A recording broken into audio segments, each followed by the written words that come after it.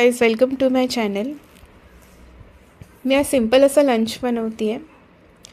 बघा, हा कांदा उभा चिरून घेतला, तो भाजून घेतला, त्यामध्ये लसूण घातला, थोडंसं अद्रक घातलं, ते भाजून घेतलं कांद्यासोबत. ते काढल्यानंतर त्यामध्ये उभा चिरलेलं खोबरं घातलं, ते खोबरं लाल होईपर्यंत भाजून घेतलं. ते काढल्यानंतर थोडेसे धणे, थोडेसे जिरे, थोडीशी खसखस घातली. हे तडतडल्यानंतर लगेच काढून घेतलं.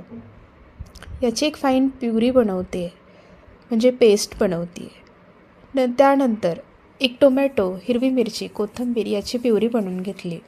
कढईत तेल तापल्यानंतर जिरे घातले. जिरे घातल्यानंतर 2 छोटी छोटी तमालपत्र घातली. त्यानंतर कढीपत्ता घातला. फोडणी बसल्यावर थोडंसं लाल तिखट घातलं. लाल तिखट जळणार नाही याची काळजी घेतली. जी फाईन पेस्ट केली होती ती यामध्ये लगेच घालून घेतली. ही पेस्ट व्यवस्थित मिक्स करून झाल्यानंतर त्यामध्ये माझ्याकडे असलेले घरगुती मसाले मिक्स केले. घरगुती काळा मसाला होता, धणे पावडर, जिरे पावडर, हळद, किचन किंग मसाला, मिसळ मसाला, हे सर्व मसाले मी मिक्स करून घेतले. हे मिक्स झाल्यानंतर त्यामध्ये जी प्युरी केली होती टोमॅटोची ती मिक्स केली. आता हे सगळं व्यवस्थित तेल सुटेपर्यंत तळून घेते. कडेकडेने तेल सुटायला लागल्यानंतर हा मसाला तळला गेला असा त्याचा अर्थ. आता यामध्ये मऊ शिजून घेतलेली काळी उडदाची डाळ ॲड केली. काळी उडदाची डाळ गदगदून शिजली या मसाल्यामध्ये व्यवस्थित, की त्यामध्ये थोडं कोमट पाणी घातलं.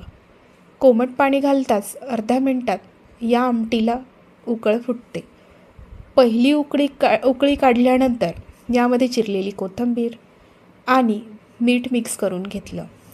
माझ्या घरात कोथिंबीर ॲड केलेली चालत नाही, म्हणून मी नाही करत. आज मला या भाजीसोबत मस्त गरम गरम बाजरीची भाकरी खायची होती, म्हणून मी आज ज्वारीची भाकरी न करता बाजरीची भाकरी बनवते आहे. तुम्हाला हिवाळ्यात कुठले पदार्थ खाल्ले नाही तर असं वाटतं का की हिवाळा आलाच नाही असं? मला तर हिवाळ्यात उडदाची आमटी, वेगवेगळ्या प्रकारचे पकोडे जर खाल्ले नाही तर वाटतच नाही की हिवाळा आला असं किंवा येऊन गेला असं. तुम्हाला कुठले असे पदार्थ आहेत तुमच्यासाठी की जे खाल्ले नाही तर तुम्हाला वाटतच नाही की हिवाळा येऊन गेला? मला कमेंटमध्ये नक्की कळवा. बघा, अशी टम्म भाकरी फुगली, किती छान सर्व करायची. गरम गरम चमचमीत उडदाच्या डाळीच्या आमटीसोबत भात, ठेचा, लोणचं आणि हाताने फोडलेला कांदा. तुम्हीही तुमचं लंच असंच एन्जॉय करा, हेल्दी राहा. Thanks for watching.